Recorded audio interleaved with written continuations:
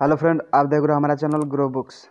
तो आज हम फिर से आपके लिए नई बुक लाए हैं, जिस बुक का नाम है I'd rather be reading. इसका मतलब किताबों के सफ़र के बीच में ज़िंदगी को पहचानिए। इसका जो लेखक का नाम है अनी बोजियल। तो चलिए इस बुक को हम आपको दो लफ्ज़ों में बताते हैं।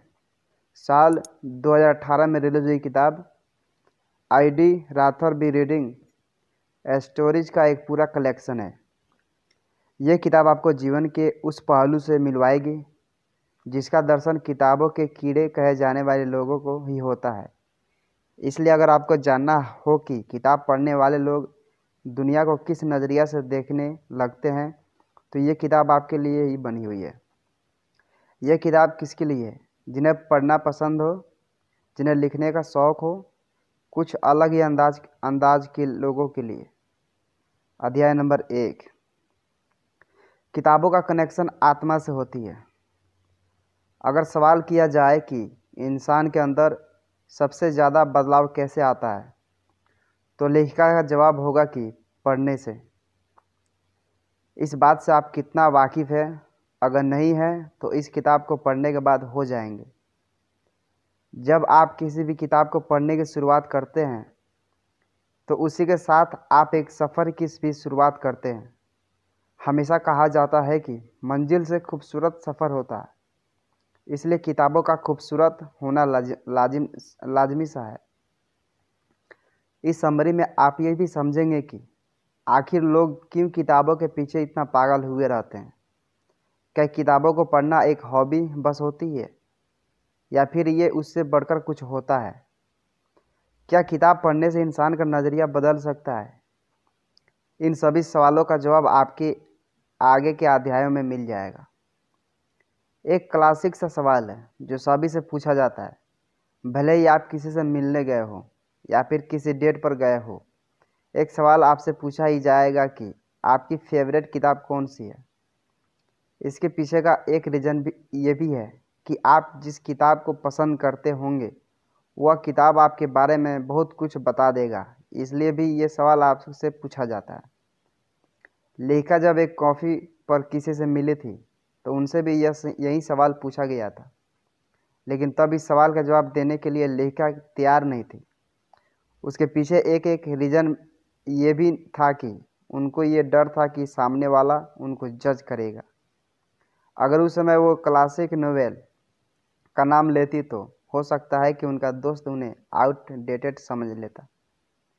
इसी के साथ अगर वो किसी सॉफ्ट रोमांटिक नोवेल का नाम लेती तो हो सकता है कि सामने वाला कुछ और ही विचार अपने मन में पाल लेता। ये सच्चाई ये भी है कि कभी भी किसी की कोई एक फेवरेट बुक नहीं होती। जिस तरह समय बदलता रहता है उसी तरह इंसान की पसंद भी बदलती रहती है। बुक्स के मामले में भी कुछ ऐसा ही होता है। समय के साथ इंसान के जीवन में नई नई किताबें की एंट्री होती है। हो सकता है आपको याद होगा कि जब आप पहली बार विदेश यात्रा पर गए थे तो कौन सी किताब पढ़ रहे थे, या फिर जब आपका पहली बार दिल टूटा था तो आप कौन सी किताब पढ़ रहे थे। हर किताब के साथ इंसान का अलग ही रिश्ता बनता जाता है।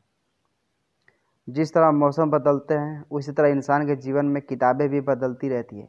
इन सब के बीच में जो एक ख़ास बात होती है वो ये है कि हर किताब आपको बहुत कुछ सिखा कर जाती है। रीडर्स किताबों को कैसे ट्रीट करते हैं ये भी अलग अलग लोगों के ऊपर डिपेंड करता है। कई बार ऐसा भी देखा गया है कि कुछ लोग खास कोट्स को नोट डाउन करके रख लेते हैं। कई लोग अपनी किताबों को बहुत ज़्यादा सहेज कर रखते हैं। कई रीडर्स किताबों के पन्नों पर ही कुछ ना कुछ लिख देते हैं। हर रीडर का अपना एक अलग तरीका है। अपनी किताब को याद करने का सभी का कुछ ना कुछ नया जुड़ा हुआ रहता है। सभी रीडर्स में एक कॉमन बात यह होती है कि उनके लिए उनकी किताबें बड़ी खास होती है।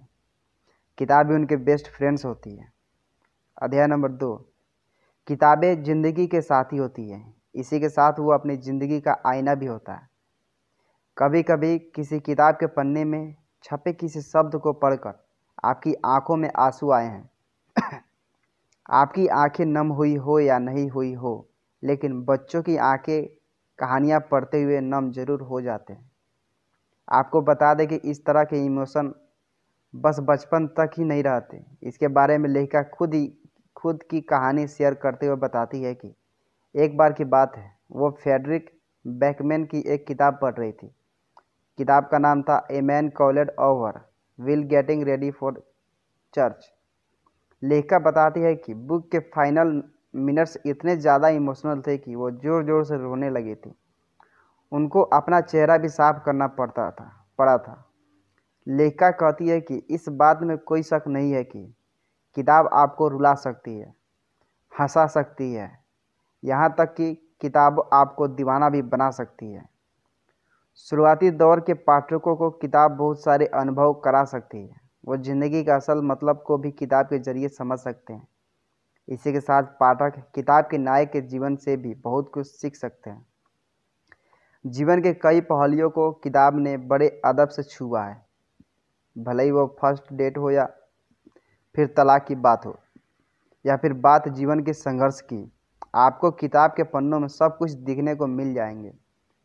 इसलिए लेखिका लिखती है कि हमें किताबों को बड़े अदब से पढ़ना चाहिए। जीवन में कई मौके ऐसे आते हैं जब आपको किताबें ही बहुत कुछ सीखने का मौका दे देगी। किताबों की एक अच्छी बात यह भी होता है कि आपको साथ कभी नहीं छोड़ेगी, इसलिए आप टूटकर किताबों के ऊपर भरोसा कर सकते हैं। लेखिका ने अपने जीवन के अनुभव को किताब के माध्यम से लोगों के सामने उतार दिया है। काफ़ी समय तक लेखिका इस बात को लेकर आश्वस्त नहीं थी। उन्हें डर लगता था कि उनके मन में कोई सवाल थे। वे सोच रही थी, क्या रियल लाइफ एक्सपीरियंसल को किताब में लिखना सही होगा। फिर उन्होंने फैसला किया और समझा कि किताब भी तो जीवन का ही एक आईना होता है। अध्याय नंबर 3। अगर आप बुक पढ़ने की आदत डालते हैं तो आप महसूस करेंगे कि आप एक पाठक के तौर पर बेहतर हो रहे हैं। लेखिका अपने बचपन का किस्सा शेयर करते हुए बताती है कि जब वो छोटी थी तब वो L.M. मोंटगोमरी की किताब पढ़ रही थी। किताब का नाम एमिली ऑफ न्यू मून था। किताब पढ़ते पढ़ते लेखिका को रात हो गई थी, लेकिन किताब अभी ख़त्म नहीं हुई थी। उस किताब में आगे क्या होता है ये जानने की लेखिका को इतनी दिलचस्पी थी कि उन्हें रात में नींद ही नहीं आ रही थी। फिर क्या होता है? पहली बार लेखिका ने हाथों में लैंप की लाइट जलाकर रात में किताब को ख़त्म किया था। जब कभी आप पढ़ते पढ़ते पहली बार सिचुएशन में पहुंचेंगे तब वो आपकी रीडर के तौर पर शुरुआती होगी, लेकिन रीडर के तौर पर इस पोजीशन में आने में भी काफ़ी साल लग जाते हैं। इसके पीछे का रीज़न ये है कि जब आप रीडिंग की हैबिट डाल रहे होते हो तब आप दूसरे से काफ़ी ज़्यादा प्रभावित होते हैं, लेकिन जिस वक्त आप अपने किताबों का चयन खुद करने लगेंगे तब आप मान लीजिएगा कि एक पाठक के तौर पर आपके सफ़र की शुरुआत हो गई है। एक बात और, ये सफ़र काफ़ी हसीन होने वाला है। लेखिका के जीवन ये समय अर्ली 20 में ही आ गई थी। इसी कारण उन्हें जीवन में बहुत कुछ नया सीखने को मिला है। अगर आपने कभी भी किताबों को पढ़ने की शुरुआत नहीं की है तो अब समय आ गया है कि आप शुरुआत कर सकते हैं। किसी भी चीज़ की शुरुआत करने के लिए कभी भी बहुत देर नहीं होती। इसी के साथ लेखिका बताती है कि जब वो 22 साल की थी तब उन्होंने एक दिन में 400 पन्ने पढ़कर ख़त्म किए थे।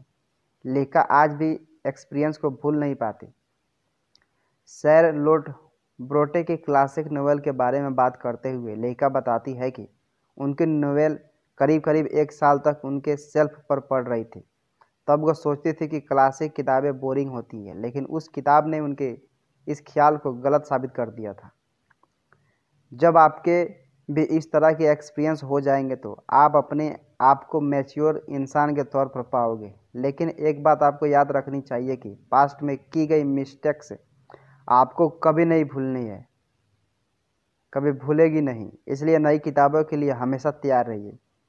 अमेरिकन आर्थर इस बारे में कहती है कि एज होने का एक फ़ायदा होता है। वो फ़ायदा ये होता है कि आप उस चीज़ को कभी खो नहीं सकते जिन्हें आप जी चुके हैं। कभी ना छूटने वाली एक्सपीरियंस आपको मिलते हैं। इसलिए हमें एजिंग का भी शुक्रगुजार होना चाहिए। इस तरह आप उस रीडर को भी नहीं भूल सकते जैसे आप पहले हुआ करते थे।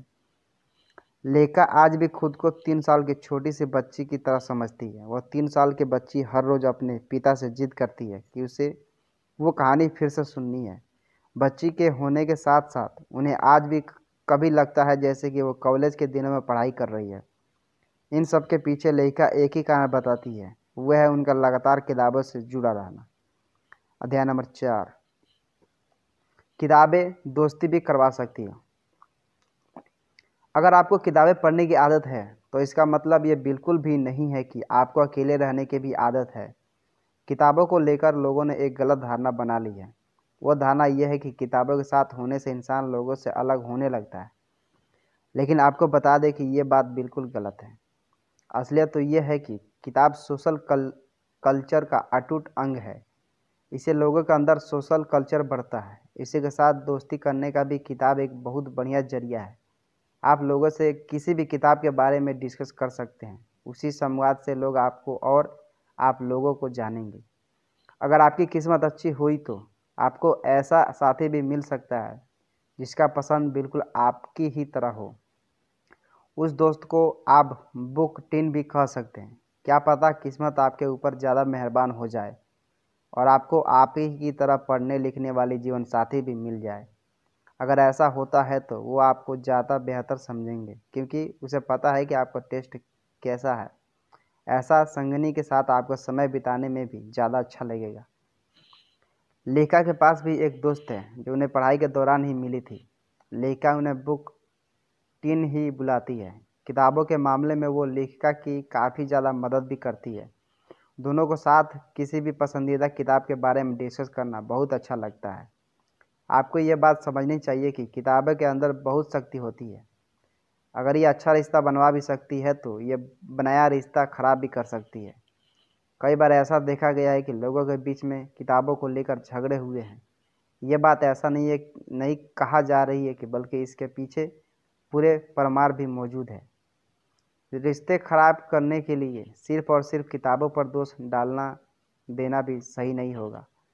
अगर आप खुद को बुक बॉस कहते हैं तो फिर ये ब्लेम आपको खुद के ऊपर ही लेना चाहिए। इसको हम इस उदाहरण के साथ ऐसे समझ सकते हैं कि अगर आप बुक बॉस हैं, आप किसी के घर जाते हैं, घर के अंदर जाते ही आप उसके शेल्फ पर झांक ताक करने लगते हैं।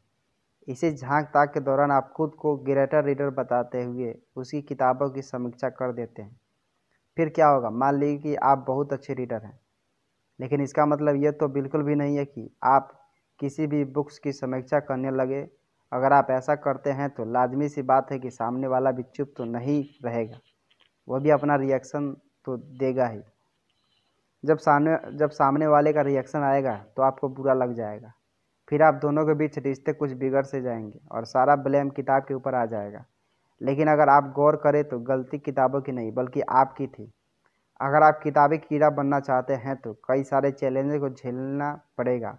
जब आप रियल बुक वार्म का स्टेटस पा लेंगे तो आप महसूस करेंगे कि आपको कई सारे ऐसे इश्यूज का पता है जिसके सिर्फ और सिर्फ किताबी कीड़े की ही जान सकते हैं।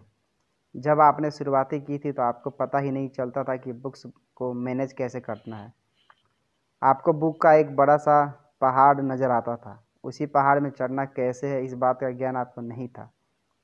अगर आप बुक वार्म बन चुके हैं तो फिर आपको एक बात और समझ में आ गई होगी कि कभी भी आपके पास पर्याप्त बुक शेल्फ नहीं हो सकते। आपको हमेशा ऐसा ही लगता रहता है कि आपके पास बुक शेल्फ की कमी है।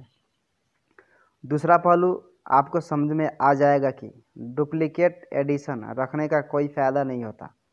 हमेशा कोशिश करिए कि बेस्ट एडिशन आपके पास हो। एक दिक्कत और है जिसे सभी बुक लवर्स को गुजरना पड़ता है, ये वो है कि आपके पास किताबों तो बहुत सारी हो गई है लेकिन उन्हें पढ़ने के लिए समय ही नहीं बच पाता। इस प्रॉब्लम का सलूशन आपको डेडलाइन बनाकर मिल सकता है। अगर आप डेडलाइन बनाकर बुक्स को पढ़ेंगे तो आपके अंदर एक अलग ही एनर्जी का प्रवाह होगा। आप किताबों को पढ़ने के लिए पब्लिक लाइब्रेरी का नियम भी अपने ऊपर लागू कर सकते हैं। ये नियम कुछ ऐसा होगा कि जुर्माना भरने से पहले मुझे ये 5 किताबें ख़त्म करनी है। ये सब पढ़कर आपको ऐसा भी लग सकता है कि किताबों को प्यार करना बहुत कठिन काम है, लेकिन आपको ये नहीं भूलना चाहिए कि किताबों को प्यार करके आपको काफ़ी कुछ नया सीखने को भी मिलता है। इसी के साथ अगर आपको किताब पढ़ने की आदत लग गई तो ऐसा भी हो सकता है कि आगे जाकर आप खुद ही एक बेहतरीन लेखक बन जाए। इस किताब की लेखिका नए लेखक को ये सलाह ज़रूर देती है कि उन्हें बहुत ज़्यादा पढ़ना चाहिए। अगर आप लेखन की दुनिया में कदम रखना चाहते हैं तो आपको किताबों के जरिए अपनी नींव को जल्द से जल्द मजबूत करने में लग जाना चाहिए। इस बात का भी ध्यान रखना चाहिए कि ये एक दिन का काम नहीं है, बल्कि ये पूरी एक प्रोसेस है। अध्याय नंबर 5। किताबों में ऐसा बहुत कुछ है जिससे आपको सुकून मिलेगा। जब आप कोई किताब पढ़कर ख़त्म करते हैं तो उससे बेहतर फीलिंग आपको कोई दूसरा नहीं आएगी। आप शुरू से आखिरी तक उस किताब के हर एक शब्द को जीते हैं। उसी जीवन के सफ़र को रीडिंग कहा जाता है। हर किताब की अपनी एक अलग कहानी होती है। हर किताब की अपनी एक अलग कहानी होती है। लेखिका भी इस अध्याय के माध्यम से यही बताना चाहती है कि अगर आपने अभी तक कोई किताब ख़त्म नहीं की है तो आपने अपने जीवन में बहुत बड़ी चीज़ को मिस किया है। लेखिका बताती है कि उन्हें आज तक समझ में नहीं आया कि किताबों की शुरुआत में आर्थर का एक्नॉलेजमेंट क्यों दिया रहता है। लेखिका यह भी कहती है कि इस एक्नॉलेजमेंट का स्टोरी के प्लॉट से कुछ खास लेना देना नहीं होता, लेकिन फिर भी लेखिका इसको भी पढ़ लिया करती है। यह हैबिट बताती है कि लेखिका को पढ़ने का कितना शौक़ था। इन अध्यायों के माध्यम से लेखिका ये भी बताती है कि एक अच्छी किताब का मतलब ये नहीं होता कि उसे आपने एक बार पढ़कर ख़त्म कर दिया। लेखिका के अनुसार आज की अच्छी किताबों को आप जितनी बार पढ़ेंगे आपको कुछ नया सा ही मिलेगा। उसे नए की तलाश में रीडर्स भटकते रहते हैं। कुल मिलाकर किताबें हमें बहुत कुछ बताती है। वो हमारी दोस्ती भी करवाती है। इसी के साथ वो ये भी बताती है कि हम कौन हैं। अगर हमने किताबों का साथ पकड़ लिया तो विश्वास करिए हमें कभी भी किसी और के साथ की ज़रूरत ही नहीं पड़ेगी। अगर आपको समाज को जानना है, लोगों की फितरत को पहचानना है और इन सब के इतर इश्क भी करना है तो फिर आप किताब पढ़ना शुरू कर दीजिए। क्या करें? अगर आपको किताबें रखते हैं तो आपको बुक शेल्फ को क्रिएटिविटी के साथ जमाने की कोशिश करेंगे। कई तरीके हैं जिसका उपयोग आप कर सकते हैं। किताब आपको बहुत कुछ नया देकर जाएगी, इसलिए हमेशा हर किताब की कद्र कीजिए।